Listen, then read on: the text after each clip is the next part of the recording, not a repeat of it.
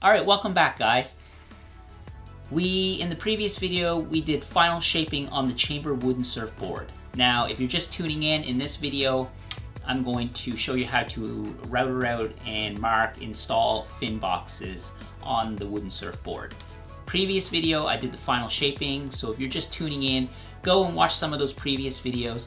If you're just interested on how to install future fin boxes, well, I think I've come up with a really good method, so keep watching. The first order of business is we need to mark out the fin placement on the board.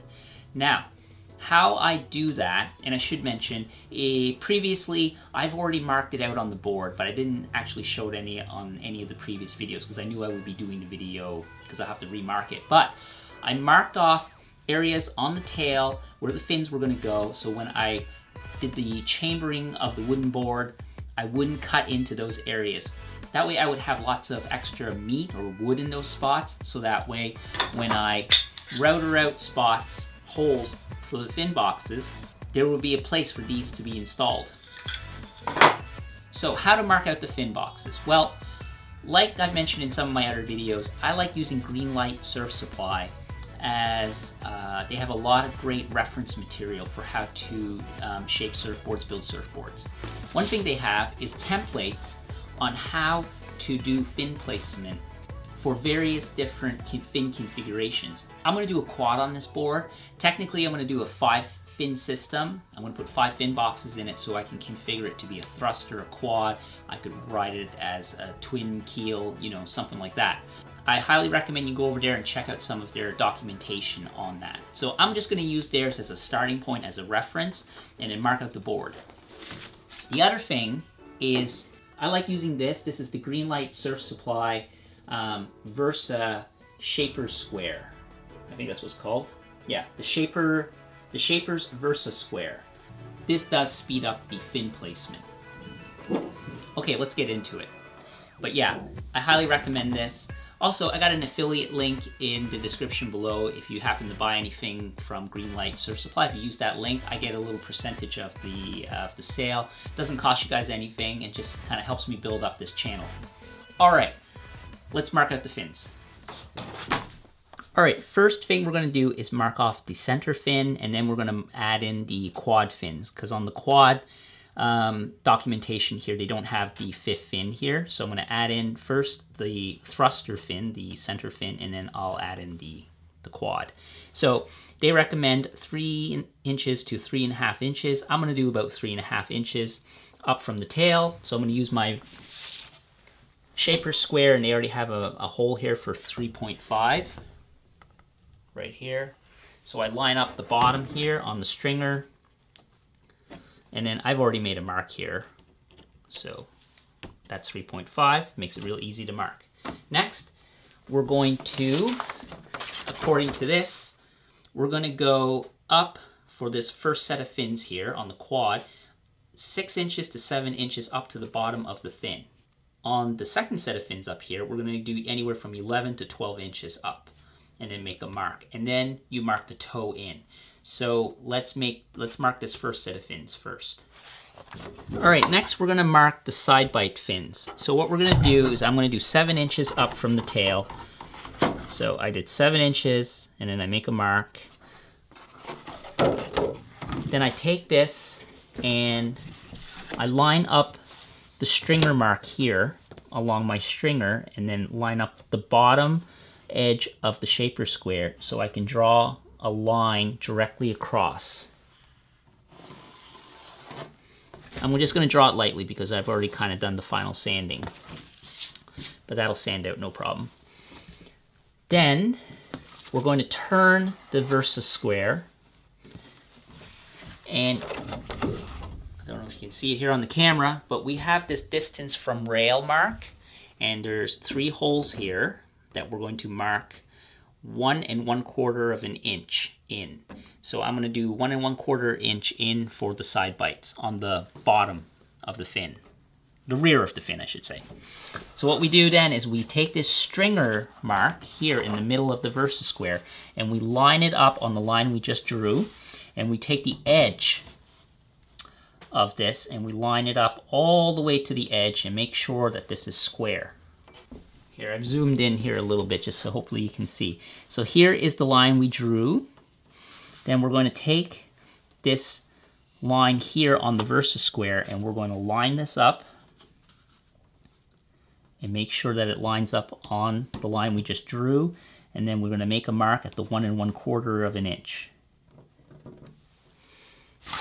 which I already have an existing mark. And then we're going to flip the square over, and then we'll do the same on the other side. So same thing on the other side, flip it over, line it up, make sure everything's square, then make a mark. So that's the bottom. And then on the versus square, there's this toe-in mark. So you can do 1/4 of an inch, 3/16, 1/8. And then you can mark the toe in from the bottom of what we just marked for the dot. So I'll do that next. I'm going to do a 1/8 toe in on the side bites. So now to mark that 1/8 of a toe in, we're going to line up the hole to the bottom hole of this mark, of this guide. And then we're going to make sure that we're lined up square on the stringer here. So we're just going to take our time and make sure that that lines up nice and square. I could be using this square completely wrong, but this seems to get the result that I want. And then we make a mark.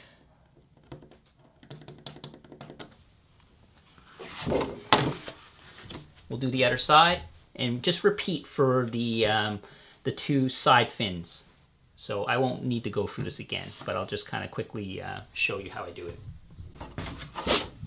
Flip the square over, line up that 1/8, line up the stringer mark, make a mark. Then what I like to do is just make sure to take a ruler and just extend these lines just so I can see them.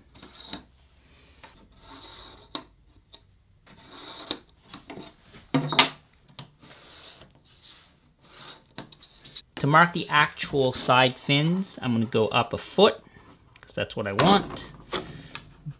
Make a mark, square it up on the stringer.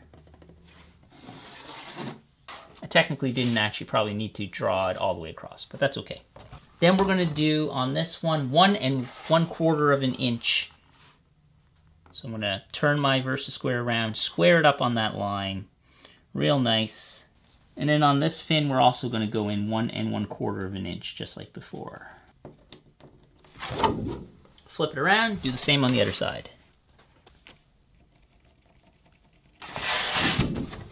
And we're going to do, I'm going to do 3/16 of a toe in on this one.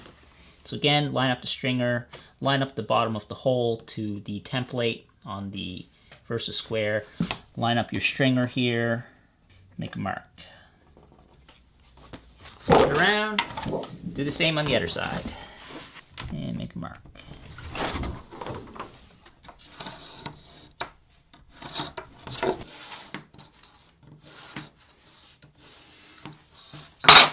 This is where it gets tricky installing Futures fins.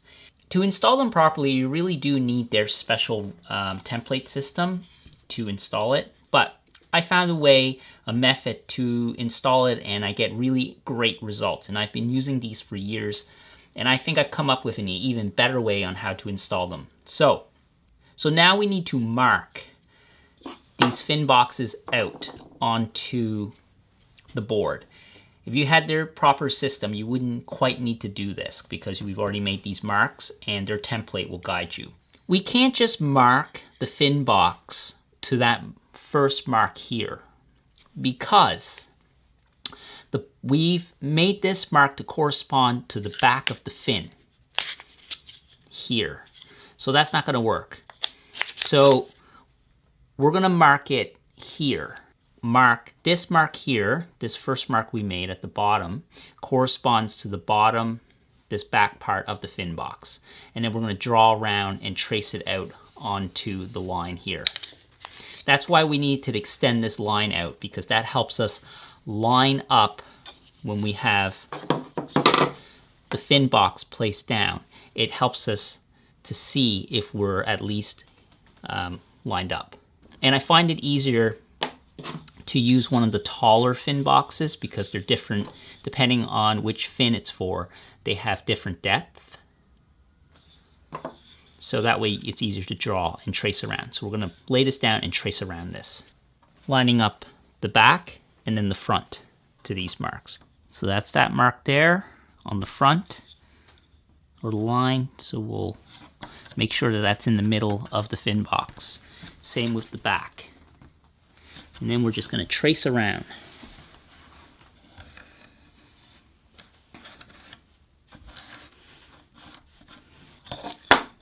And that's what it looks like there. Now we're going to need to draw the top all the way around it. What'll happen is we're going to line this up right like that.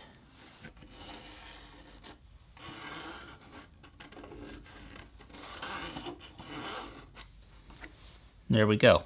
We have two templates, or we have two markings now. One for the inside of the fin box and one for the top flange of the fin box. Repeat 5 more times.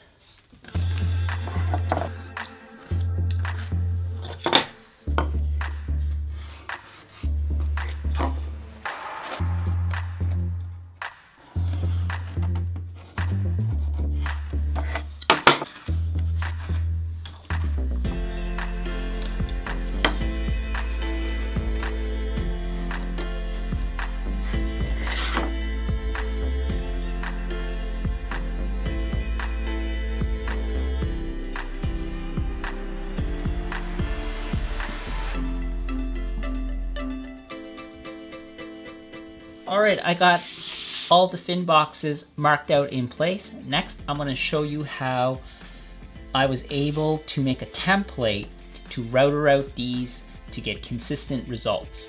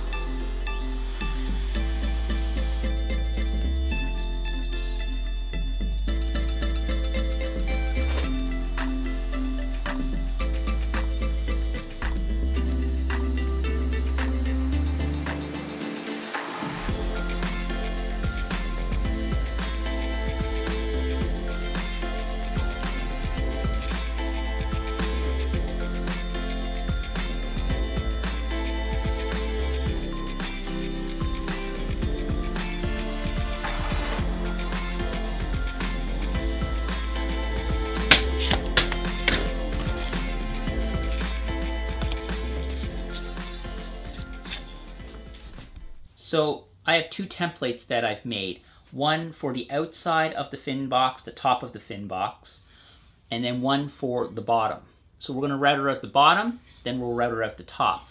Now Futures does sell a router bit that will do this all in one pass, which is pretty cool. I don't have it, unfortunately. And I did try to buy the kit for installing the fins, but it was sold out at the time. It's also pretty expensive. If you're just a hobbyist, I don't know if it's worth purchasing, but it's several $100s.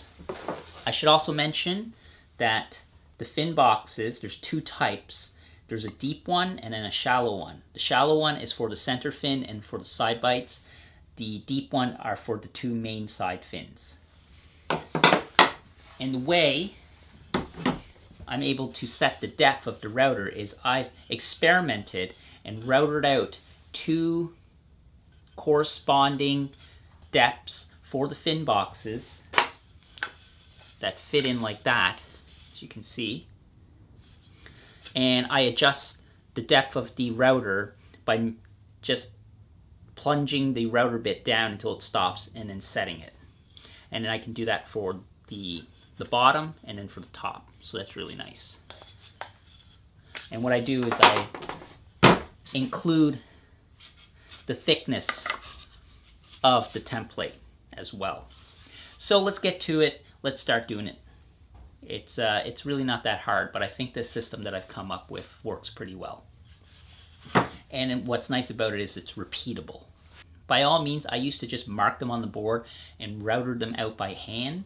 That works fine too if you're only doing one board. You might not want to go to the trouble of investing in a bushing kit and a router to just install a couple fins. You could totally do this with a Dremel. I'll bet it'll be a little hard, but you could do it.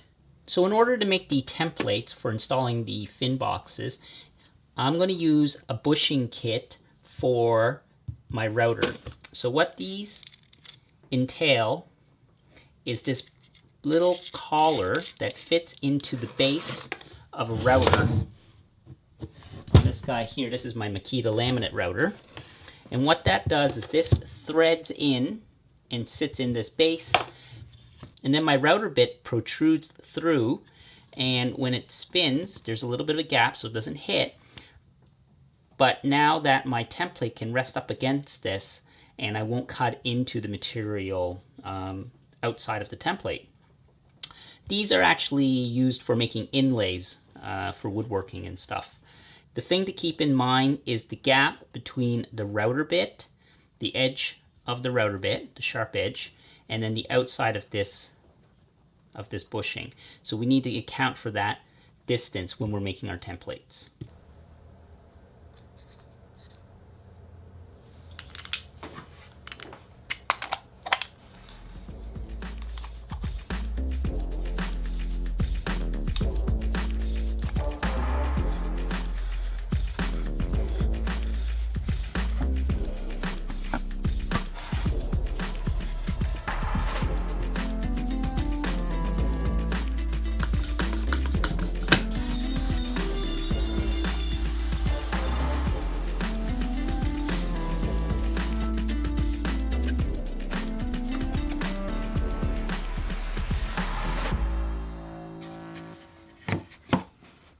How I was able to line this up is this is marked out.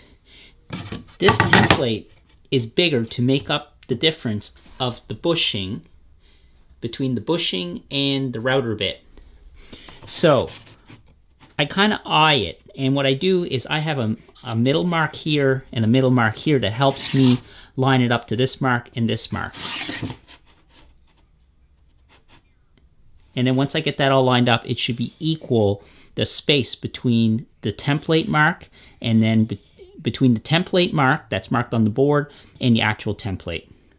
What there will end up being is a gap between what we've marked out for the fin box, the top of it, and then for the template itself, which is what I did also for the inside bottom part of the fin box. Clamp it nice and tight.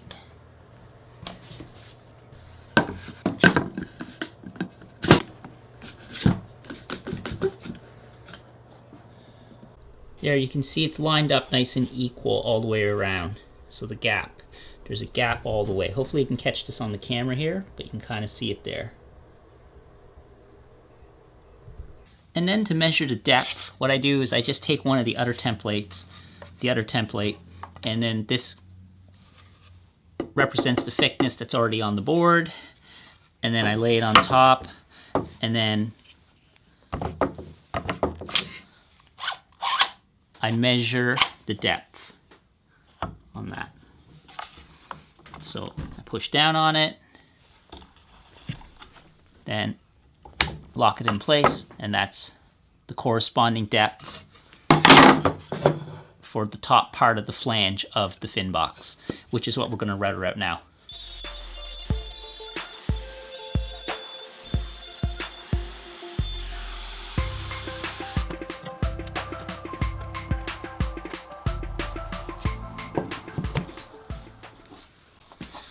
There we go.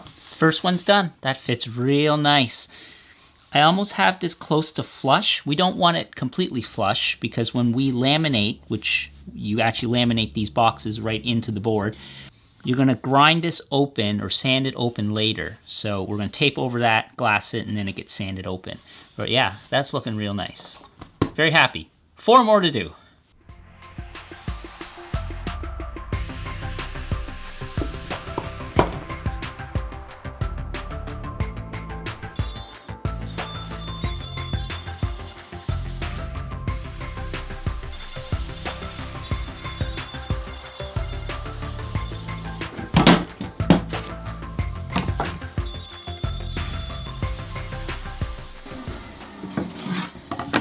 So for this one, because this is the side fin, I'm going to use the other side to adjust the depth because it's deeper.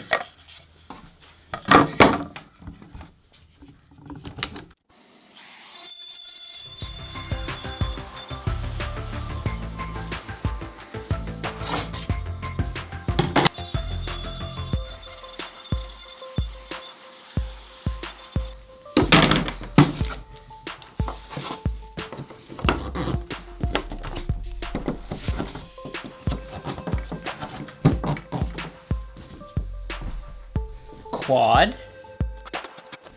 or thruster.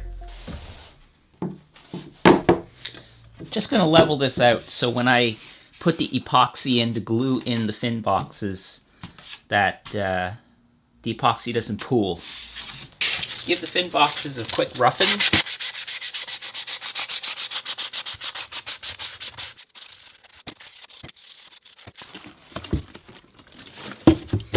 Wipe down the boxes with some acetone.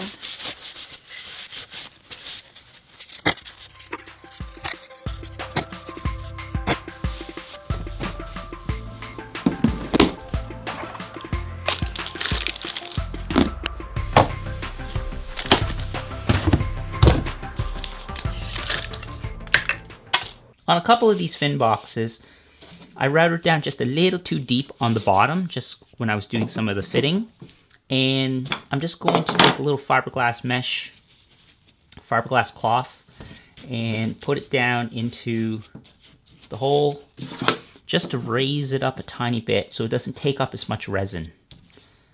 And also, if you're having a hard time lining up this flange so that it protrudes a little bit higher than the board, because what's going to happen when we laminate, once this is glued in, we're going to tape this over, and then we're going to fiberglass completely over the fin boxes.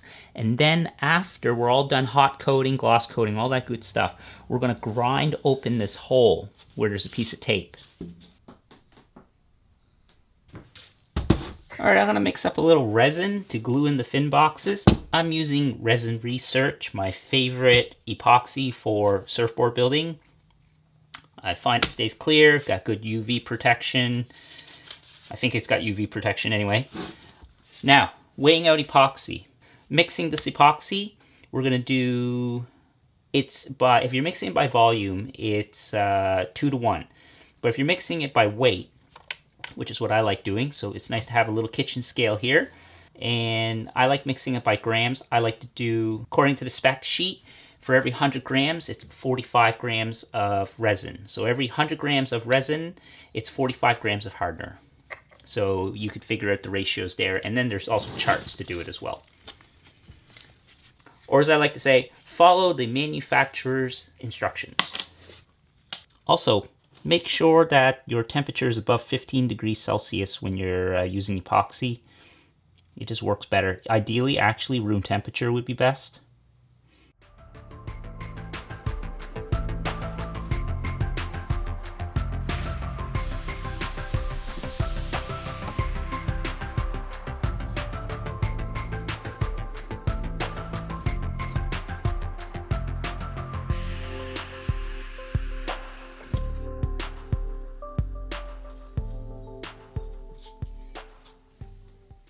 Just got to make sure that the fin box is glued in, no air gaps underneath. If it's not completely covered on top, that's okay, because when we do the lamination, that'll look after all that. All right, let's do the other 4.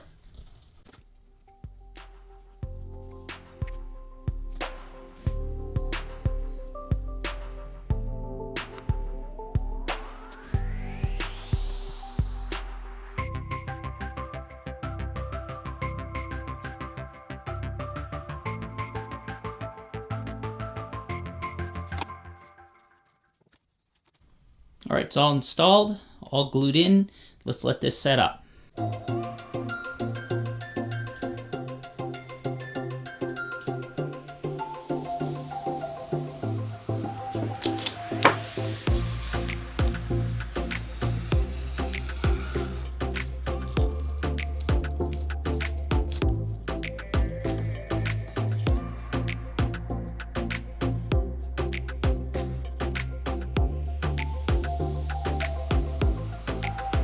What will happen is this will get covered over with fiberglass, and then it'll get laminated into place and then sanded open at a later step.